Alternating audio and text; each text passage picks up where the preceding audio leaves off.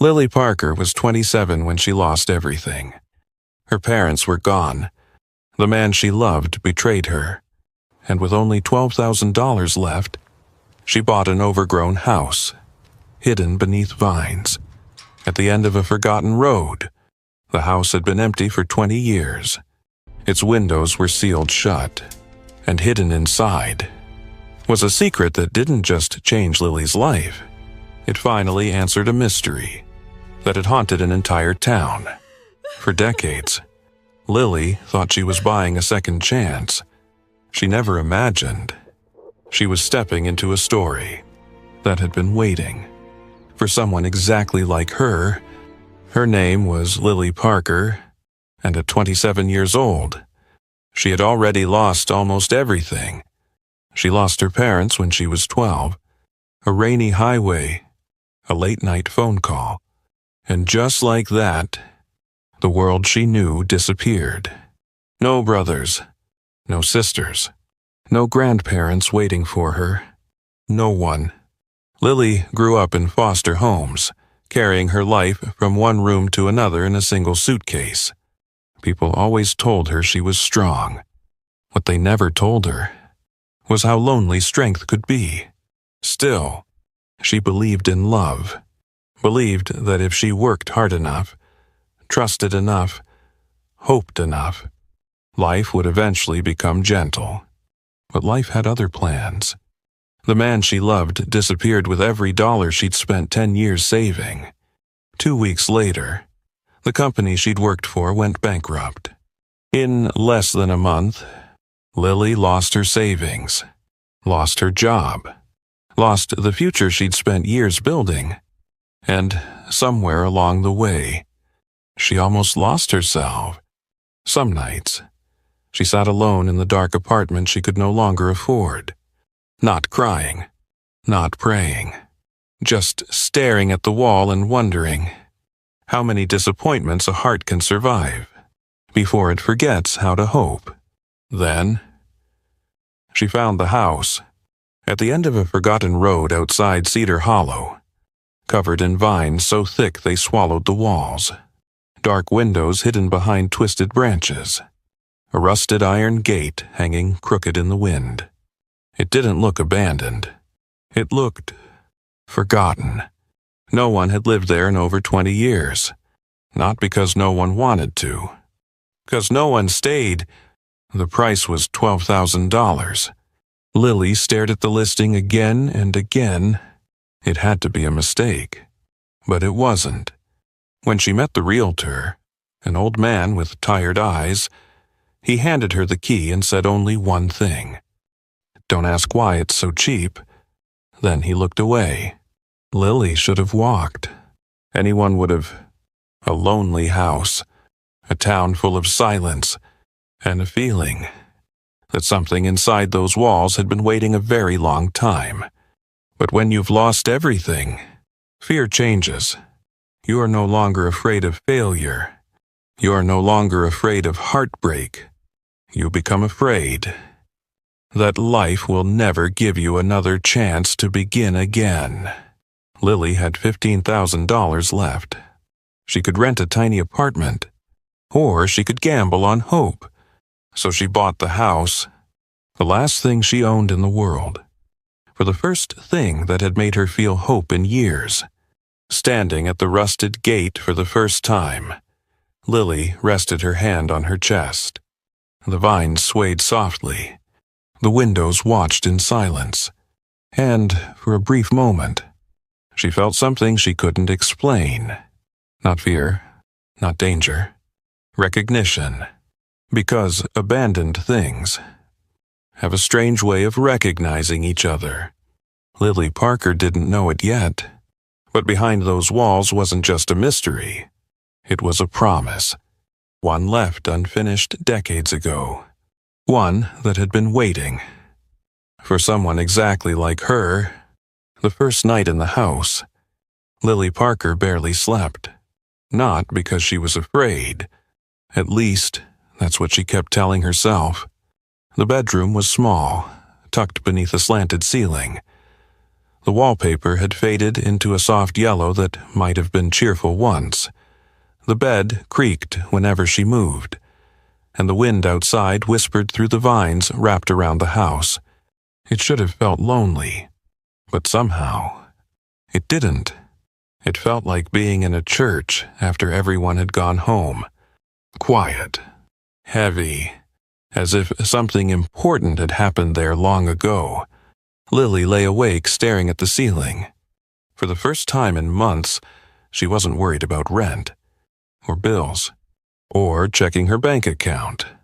She had a house, a strange one, an old one, but hers, and that thought alone was enough to bring tears to her eyes.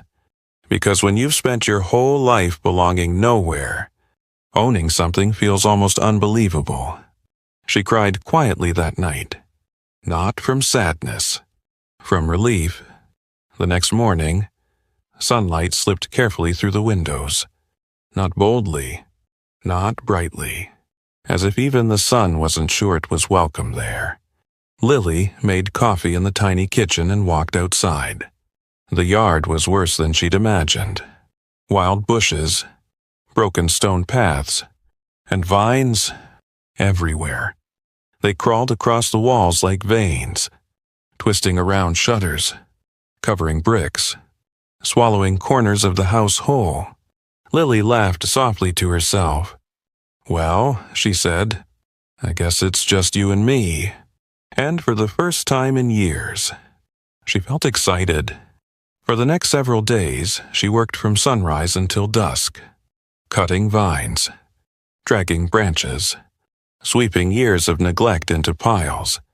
Her hands blistered, her shoulders ached, but she didn't care. Each branch she cleared felt like reclaiming something, not just the house, herself.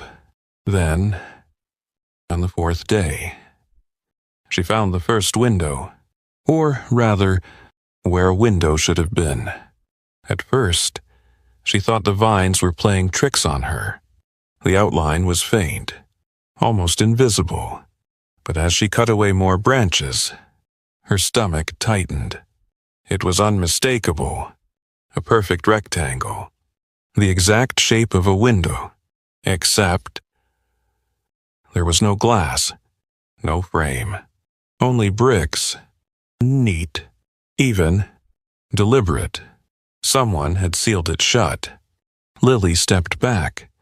Her heart beat a little faster. Why would anyone do that?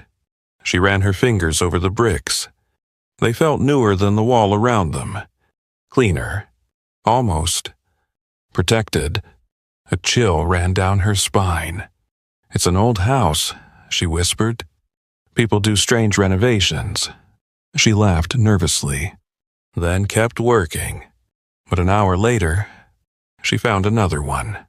And then, another 3 windows, all bricked up, all facing the backyard, away from the road, away from curious eyes. Lily stopped cutting. The yard suddenly felt colder. The birds had gone quiet. Even the wind seemed to hold its breath. That night, she drove into Cedar Hollow. The town diner was nearly empty. An elderly waitress poured her coffee. Lily smiled. "Can I ask you something?" The woman nodded. "The house on Willow Road." The waitress froze. Just for a second, but Lily saw it. Saw the smile disappear. Saw her eyes lower to the table. "You bought that place." Lily nodded. The woman sighed. "Honey," she said softly, "I wish you hadn't." Lily waited, but the woman only shook her head. "No one talks about it." Another pause. Then, "Because strange things happened there." "What kind of things?" The woman looked toward the window, as if afraid someone might hear. "People used to say the house was helping women. Women running from bad marriages. Women hiding. They came in the night and left before sunrise." Lily frowned. "That sounds good." It was. the waitress said. At first. Then her face changed. Older somehow. Sadder. But after Mr. Whitmore died, she whispered, people stopped leaving. A cold shiver ran through Lily. What do you mean? The woman shook her head. I don't know. No one knows. But one by one, the women disappeared. The police came, found nothing. Eventually, people stopped asking. The waitress leaned closer, her voice barely above a whisper. But every few years, someone buys that house. Lily's fingers tightened around her coffee mug.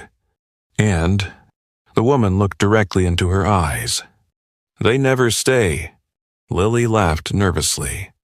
That's ridiculous. The woman didn't laugh back. Maybe, she said. But I know this. She pointed toward Lily.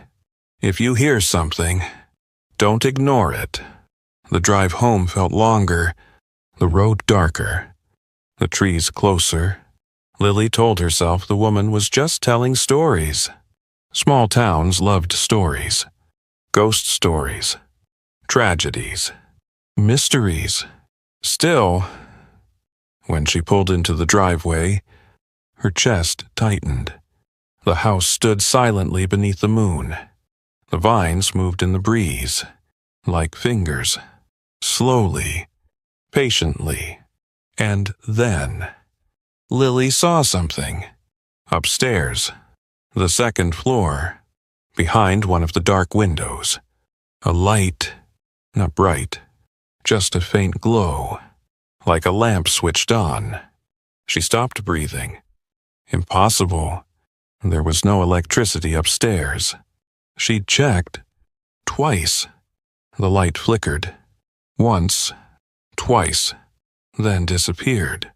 Lily stood frozen at the gate, staring, waiting, telling herself she'd imagined it. Then, from somewhere deep inside the house, she heard it. Knock. A pause. Knock. Knock. 3 soft taps. Not loud. Not threatening, but deliberate and unmistakably coming from behind the wall. Lily didn't move. The cold night air suddenly felt sharp in her lungs. The house fell silent again. But, standing there beneath the moonlight, with her heart pounding so hard it hurt, Lily Parker realized something. She hadn't bought a haunted house. Somehow, that would have been easier, because what frightened her most was the feeling that someone, long ago, had been trying desperately to keep something hidden, and somehow, after all these years, it was trying to be found. Lily Parker didn't sleep much after that night. The 3 knocks replayed in her mind over and over. Not loud, not angry, just patient, as if something behind those walls had waited a very long time to be heard. The next morning, she almost convinced herself she'd imagined it. Almost. But once a question takes root in your heart, it grows. And Lily had spent her whole life ignoring her instincts. She wasn't going to do that anymore. She started measuring. It seemed silly at first. A tape measure. A notepad. The exterior walls. The interior rooms. Living room. Hallway. Kitchen. Again. And again. Every number matched. Until it didn't. The back hallway was shorter on the inside. Not by much. Maybe 4 feet. 5 at most. But enough. Enough to make her stand perfectly still. Enough to make her heart beat a little faster. Lily measured again. Then a third time. The numbers didn't lie. There was space inside the house. That didn't exist. Or, rather, space that wasn't supposed to exist. She stood in the hallway staring at the wall. An ordinary wall. A painted cream. No windows. No doors. Nothing unusual. Yet suddenly, It was all she could think about. That evening, she drove into town. The hardware store owner raised an eyebrow when she bought a hammer, pry bar, and flashlight. "Big renovation?" he asked. Lily smiled nervously. "Something like that." But all night she stared at those tools, sitting beside the couch, waiting. By morning, curiosity won. The wall felt colder than the others. Lily noticed that immediately. She pressed her palm against it. Cold, almost unnaturally so. She knocked gently. Thunk. Solid. A few inches over. Thunk. And then hollow. Her breath caught. She knocked again. Hollow. A strange feeling spread through her chest. Fear. Excitement. Dread. The kind of feeling you get standing at the edge of something life-changing. Because deep down, you already know. Once you see the truth, you can't go back. The first strike of the hammer echoed through the house. Dust fell. The second cracked the drywall. The third punched a hole through. And from inside, cool air rushed out. Old air. Air that hadn't moved in years. Lily stepped back, her hands shaking. There was a space behind the wall. A real one. Narrow. Hidden. Her flashlight beam swept across wooden shelves. Boxes. And something else. Something wrapped carefully in cloth. The room wasn't abandoned. It had been preserved. Lily crawled inside. Dust floated in the beam of her flashlight. The air smelled of paper, old wood, and something faintly floral, like perfume lingering long after someone has gone. On the shelves sat dozens of notebooks, neatly arranged. Beside them were folders tied with faded ribbons, cassette tapes, photographs, everything organized, everything loved. Lily picked up the nearest notebook. The cover was worn smooth. Inside, the handwriting was beautiful, steady, careful. The first page read, "Welcome. If you're reading this, it means you are safe." Lily frowned. She turned the page. March 17th. Sarah arrived tonight. Broken wrist. Bruised ribs. Terrified. Slept 12 hours. Cried after breakfast. Will stay as long as she needs. April 2nd. Emily is smiling again. First time in weeks. May 19th. Claire says she finally feels safe enough to sleep. Lily blinked. Page after page. Women. Different names. Different stories. But always the same pattern. Escaping. Hiding. Healing. Tears stung Lily's eyes, because suddenly, the house felt different. Not sinister, not cursed. It had been a sanctuary. She opened another notebook, and another. The entries continued. Years and years. A man named Arthur Whitmore had owned the house. A retired carpenter. Vidover. No children. He had secretly built hidden rooms inside the house. Safe rooms. Places for women fleeing abusive husbands. Places no one would think to look. Lily smiled through tears. Of course. Of course the house felt sad. It wasn't hiding evil. It was hiding pain. And somehow, that made her love it even more. She kept reading. Then, the handwriting changed. The neat letters disappeared. The pages became shorter. A colder. Arthur passed peacefully. House transferred. A temporary caretaker assigned. Lily frowned. The next pages felt different. Uneasy. July 8th. Megan arrived. July 12th. Megan upset caretaker. Privileges removed. July 16th. Megan remains downstairs. Lily sat up. Her chest tightened. What downstairs? She flipped pages faster. August 3rd. No outside contact. September 10th. Subject resistant. Subject. Not guest. Not resident. Subject. Lily felt her stomach twist. The warmth she'd felt moments ago vanished. The next pages were worse. Isolation effective. No windows necessary. Compliance improving. Lily's hands began to shake. What had happened here? She opened the folders. Photographs spilled out. Women smiling in gardens. Women baking. Women holding cups of tea. Then, later photographs. Faces thinner. Eyes empty. Expressions frightened. Lily pressed a hand over her mouth. This wasn't rescue anymore. It was imprisonment. The hidden rooms. The sealed windows. The isolation. Someone had taken Arthur Whitmore's dream and twisted it into something monstrous. Her breathing grew shallow. Then she saw it. At the back of the hidden room. Another wall. Smaller. Plain. Almost invisible. But scratched into the paint were lines. 1, 2, 10, 50, hundreds. Tallies. Lily's blood ran cold. She touched them gently. The grooves were deep, cut with desperation. Someone had counted days here. Weeks, months, maybe years. Her flashlight trembled.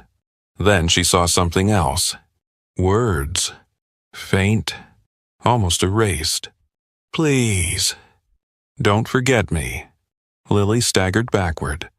Tears rushed to her eyes. Not from fear, from heartbreak. Because suddenly, she wasn't standing in a secret room. She was standing inside someone else's suffering. Someone who had hoped, prayed, begged that one day someone would find this place. Someone exactly like her. Lily slid to the floor, crying openly now. All her life, she thought being abandoned was the worst thing that could happen.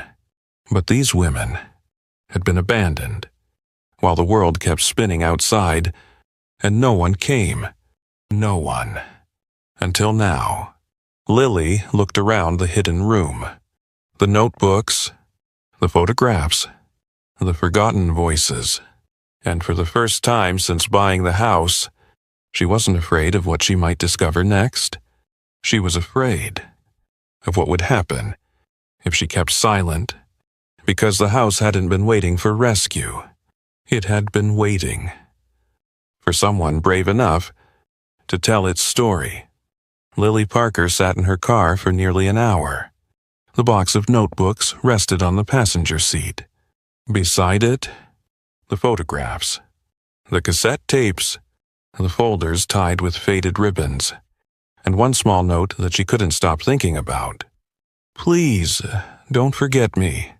The words had followed her out of the hidden room, followed her down the hallway, followed her into the cold morning air, because Lily knew exactly what it felt like. To be forgotten. She stared through the windshield at the Cedar Hollow Police Department. A modest brick building, an American flag swaying lazily in the breeze. Nothing remarkable. And yet, walking through those doors felt harder than finding the secret room. Because once she handed over that box, the story wouldn't belong to her anymore. Lily tightened her grip on the steering wheel. Then whispered something she'd never said aloud before. I'm scared. The words surprised her. Not because they weren't true. Because she'd spent her whole life pretending she wasn't. Finally, she picked up the box and walked inside. At first, the officer at the front desk listened politely, then cautiously, then very carefully. A hidden room. Old journals. Missing women. It sounded impossible, until Lily placed the evidence on the table. One notebook, then another, Then the photographs. The officer stopped writing. He called someone else. Then another. Within an hour, the room was full.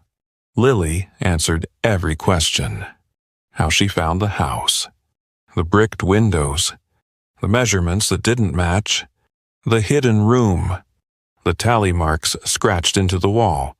At some point, she stopped shaking, because the truth has a strange power. Once spoken aloud, it becomes easier to carry.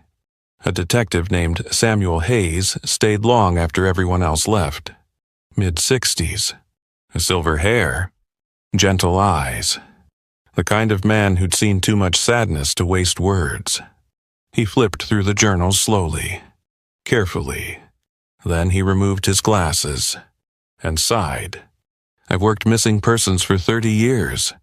I paused, and I think, his voice cracked slightly, I think some families have been waiting a very long time for this. Lily looked down, suddenly unable to breathe, because she'd been so focused on the mystery. She'd forgotten something. Every name in those notebooks belonged to someone, someone's daughter, someone's sister, someone who had once promised they'd be home by dinner. And somewhere, someone had spent years hoping.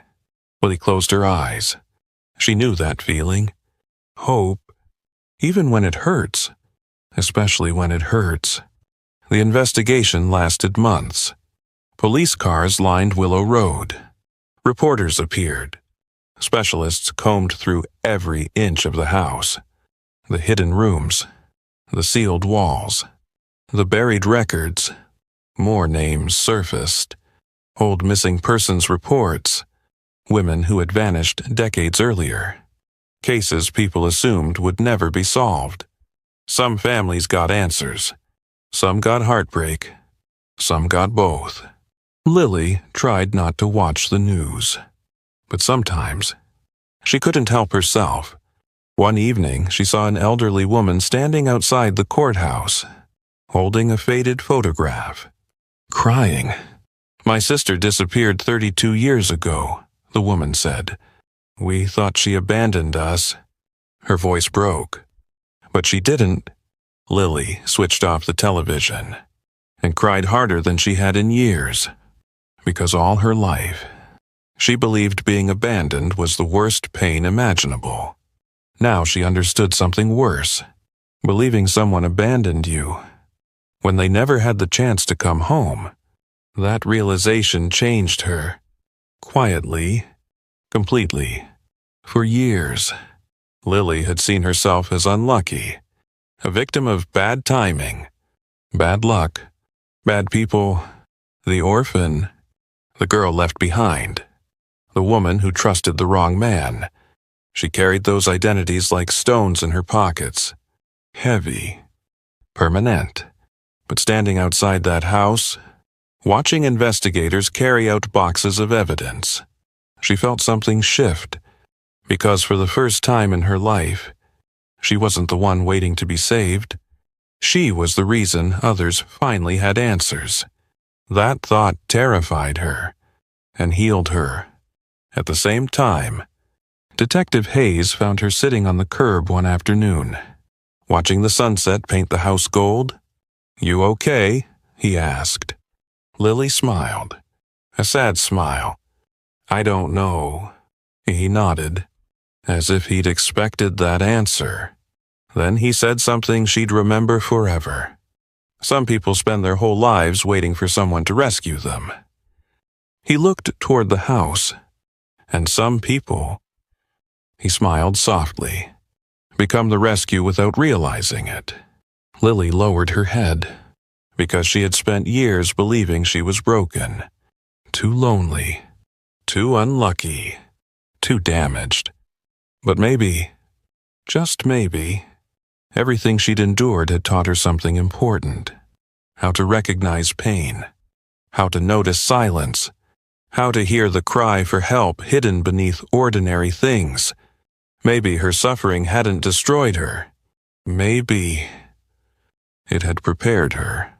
That night, she returned to her small motel room, sat on the edge of the bed, and looked at herself in the mirror.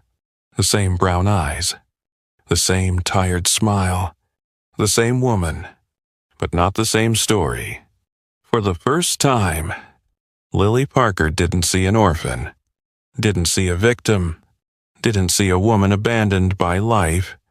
She saw someone else, someone who had walked into darkness and chosen not to look away, someone who had been hurt and still cared about strangers, someone brave, even if she wasn't ready to admit it yet. Tears filled her eyes, but this time, they weren't tears of grief. They were tears of understanding. Because there are people born into this world needing to be rescued. And then, there are people whose broken hearts teach them how to rescue others. Lily had spent 27 years believing she was the first kind. Only now, standing in the ruins of a forgotten house, did she begin to understand. She had always been the second. Lily Parker never expected the story to become public. She certainly never expected it to become her story. But that's the strange thing about truth. Once it comes into the light, it rarely belongs to one person anymore. The first article appeared 3 months after the investigation began. A local newspaper. A small headline, "Young woman discovers hidden rooms in abandoned house." Lily almost didn't read it. She hated having her picture taken, hated the thought of strangers knowing her past. But Detective Hayes insisted. "People need stories like this," he told her. Lily shook her head. "No." She smiled awkwardly. "They need stories about brave people." Hayes laughed softly. "You still don't know who you are, do you?" The article spread, first through Cedar Hollow, then neighboring towns, then social media. Soon, people started writing. The first letter arrived on a Tuesday. A handwritten envelope. No return address. Lily almost threw it away. Instead, she opened it. "Dear Lily, I was 24 when I left my husband. He broke my nose twice, my ribs once, my confidence every single day. I slept in my car with my daughter for 6 weeks.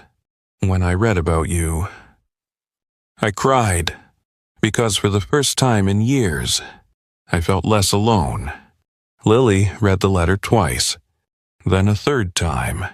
She folded it carefully and cried. More letters followed. A widow in Ohio, a grandmother in Arizona, a woman in Texas who had escaped an abusive marriage after 40 years. Some letters were short. "Thank you." Some were pages long. Stories no one else had ever heard. One woman wrote, "I thought losing everything made me weak. Then I saw you." Lily stopped reading. The words blurred. She pressed the paper to her chest and cried so hard her shoulders shook, because she still remembered that version of herself, the woman sitting alone in the dark, convinced her life was over, convinced suffering had ruined her. But maybe pain wasn't always destruction. Maybe, sometimes, pain was preparation. That thought terrified her, because if suffering had a purpose, then maybe all those lonely years hadn't been meaningless. Lily sat at her kitchen table long after midnight. The letters spread around her. Dozens of strangers, different ages, different lives, and yet, their heartbreak looked so familiar. For the first time, she understood something Arthur Whitmore must have understood. People don't just need shelter. They need to know. Their pain makes sense to someone. A few weeks later, a woman named Evelyn knocked on her door. Late 50s, nervous smile, eyes that looked permanently tired. She held one of the newspaper articles. "I'm sorry to bother you," she said. Her voice trembled. "I don't know where else to go. Lily invited her inside, made tea, listened, and Evelyn talked for 3 hours about the husband she'd hidden from, about bruises she'd explained away, about the fear, the shame, the loneliness. Lily barely said anything. She just listened. At the end, Evelyn wiped her tears and laughed softly. "I don't know why I told you all this." Lily smiled. "I do, because sometimes broken people don't need advice. They need proof. Proof that someone else survived that night." After Evelyn left, Lily sat alone in silence, thinking. All those years, she believed she was waiting for life to begin. But maybe life had been preparing her for this. The next morning, she called a local nonprofit, a small organization helping women and children escape abusive homes. The director, Martha Green, invited her in. "I don't have experience," Lily admitted. "I don't have a degree," Martha smiled. "Neither did I." She leaned forward. "But you've survived." She pointed gently toward Lily's chest. "And people trust scars more than credentials." Those words stayed with her. People trust scars more than credentials. Lily started volunteering, just a few hours a week, answering phones, serving meals, helping women fill out paperwork, simple things, but slowly, those simple things became sacred. She helped a young mother find an apartment, helped a frightened teenager enroll in school, sat beside women having panic attacks, held crying babies while exhausted mothers slept. Sometimes she cried with them, sometimes she laughed, and every night she drove home feeling something unfamiliar. Not happiness. Not exactly. Purpose. A quiet kind of joy. The kind that doesn't shout. The kind that settles deep inside your bones. Months passed. One afternoon, Martha found Lily sorting donated clothes. "You know," she said, "people keep asking for you." Lily looked up. "What do you mean?" "They say," Martha smiled, "I want to talk to the woman from the house." Lily laughed. "I'm not special." Martha shook her head. "No." Then she gently touched Lily's hand. "You're something much more important." Lily frowned. "What?" Martha's eyes softened. "Your hope." Lily looked away immediately, because hope had always been something she searched for, not something she imagined becoming. But later that night, alone in her small apartment, she thought about it. The girl who lost her parents, the woman who lost her savings, the lonely soul who bought a forgotten house because she had nowhere else to go. All those versions of herself still existed, but they no longer defined her. For the first time in 27 years, Lily Parker wasn't asking, "Who will save me?" She was asking something else. "Who can I help next?" And somehow, that question healed her in ways she never thought possible. Because sometimes, the greatest miracle isn't finding a safe place. It's becoming one. And Lily was only beginning to understand that this had been her purpose all along. Growth didn't come to Lily Parker all at once. It rarely does.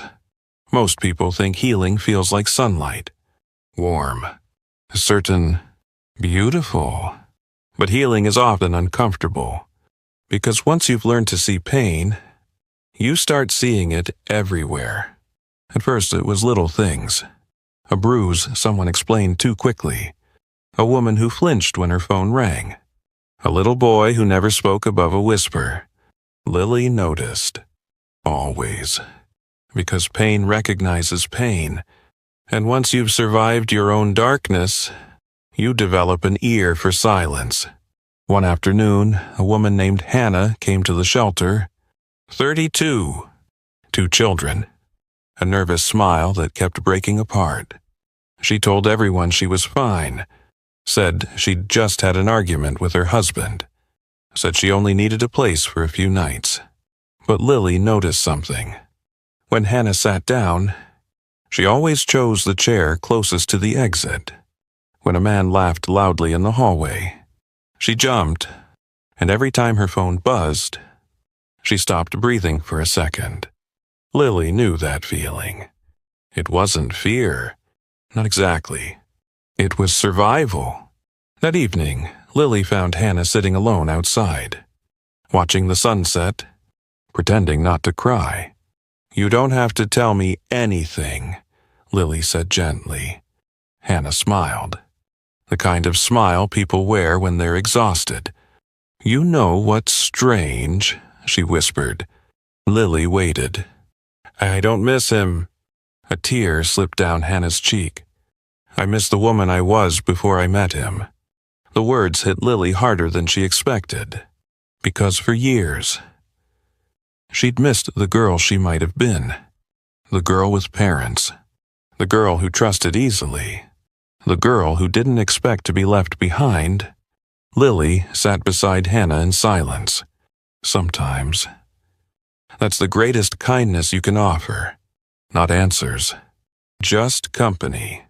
Days later, Hannah left the shelter. She found an apartment, started over. But before leaving, she hugged Lily tightly. "You saved me." Lily shook her head. "No," she whispered. "You saved yourself." But Hannah smiled. "Maybe," she said. "But you reminded me I was worth saving." Lily stood there long after Hannah drove away, thinking, worth saving. Nobody had ever told her that. Not when she lost her parents. Not when she got cheated out of her savings. Not when she sat alone in that tiny apartment wondering if life was finished with her. She'd spent years believing survival was enough. Now, she wasn't so sure. That same week, Detective Hayes called. His voice sounded strange, hesitant. "Lily," he said, "we found something." Her stomach tightened. The investigation into Arthur Whitmore's house had officially closed months ago.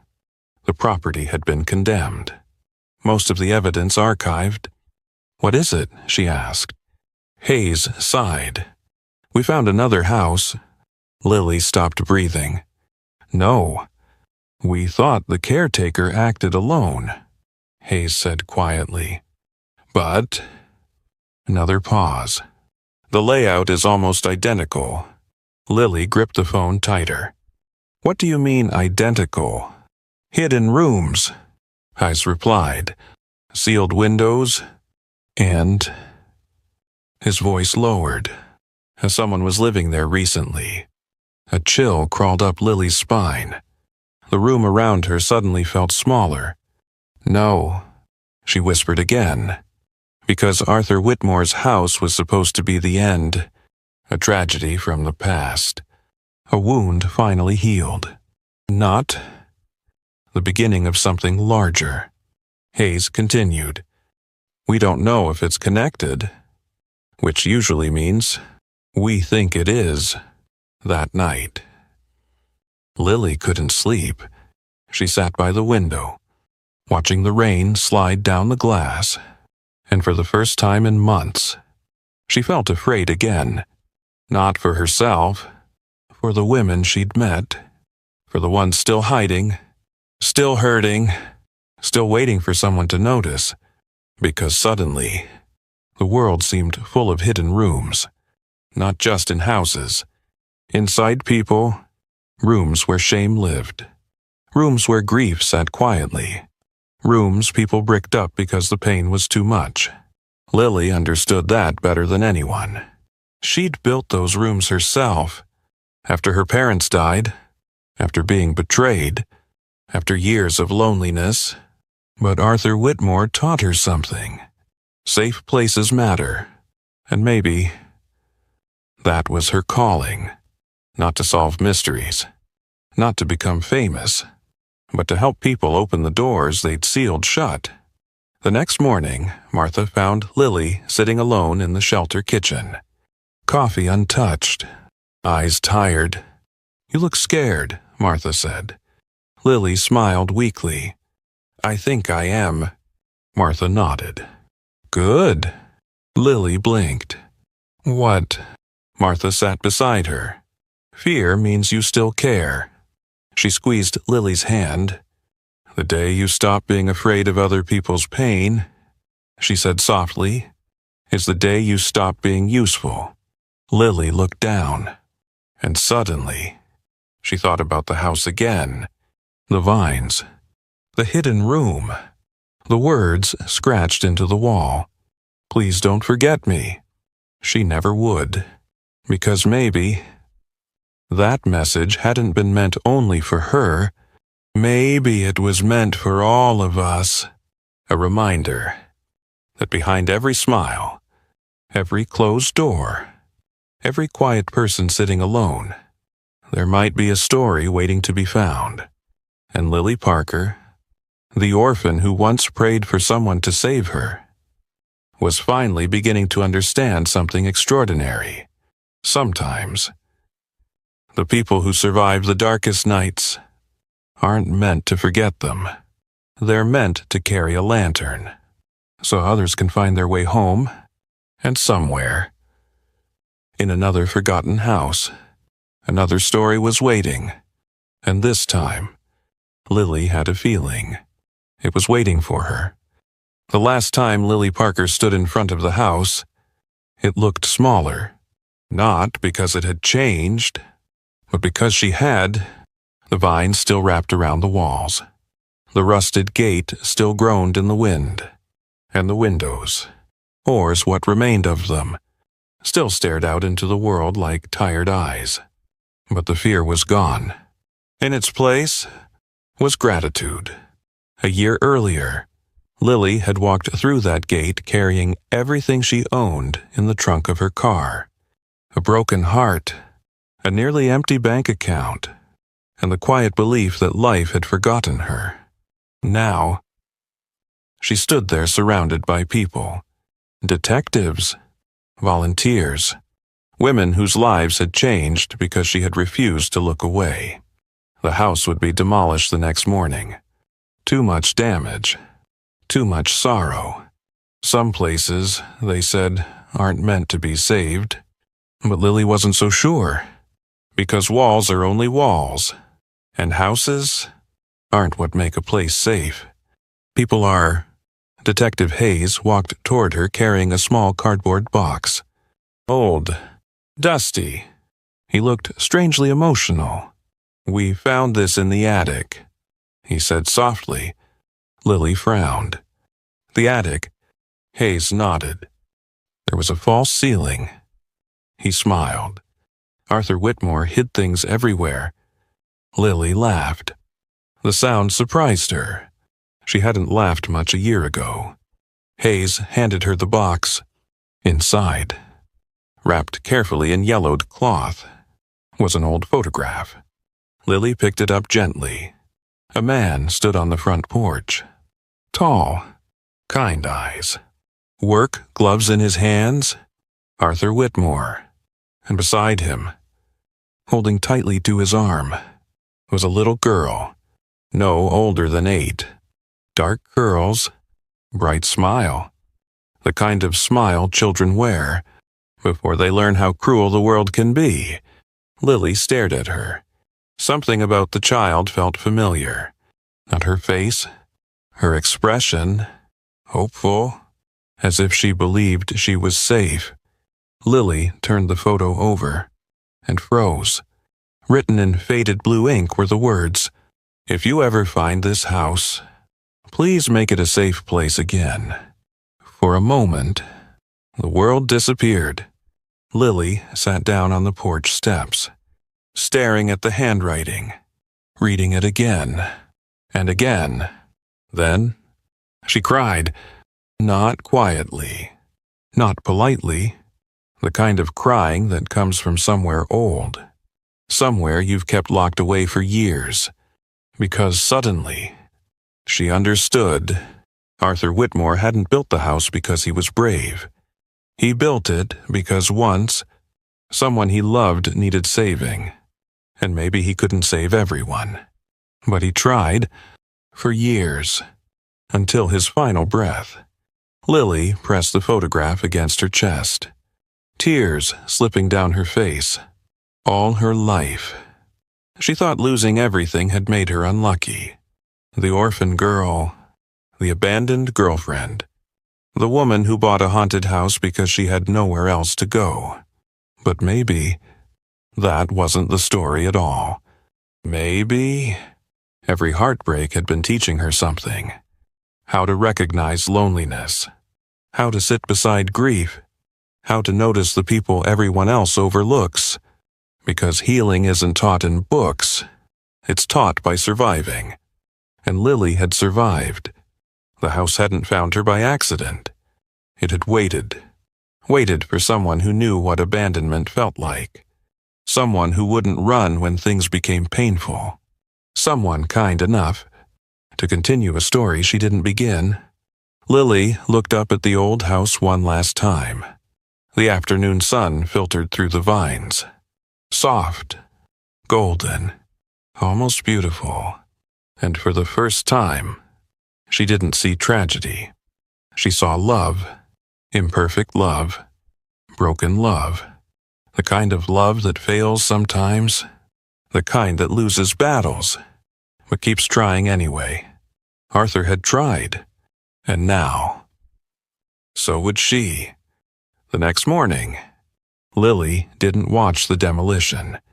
Instead, she drove to the shelter. A little girl sat alone in the waiting room. Curly dark hair, maybe 8 years old, holding a stuffed rabbit, trying very hard not to cry. Lily stopped, 'cause suddenly she saw herself, and somehow she saw the little girl from the photograph too. The child Arthur once protected. The child he loved enough to build a refuge for. Lily knelt beside her. "Hey," she said softly. The little girl looked up, eyes full of fear. "Are you staying here too?" the girl asked. Lily smiled. Her eyes filled with tears. "No," she whispered. "I'm one of the people who helps make this place safe." The girl studied her for a moment. Then, slowly, she smiled. A tiny smile. Fragile. Hopeful. And in that moment, Lily felt something settle deep inside her heart. Peace. Not because her life had been easy. Not because the past stopped hurting, but because she finally understood. Some people are born needing rescue, and some people are shaped by pain, so they can become a refuge for others. Lily Parker had spent years searching for a home, only to discover that her greatest purpose was never finding one. It was becoming one. And perhaps that is the most beautiful ending of all, because sometimes the places that save us aren't places at all.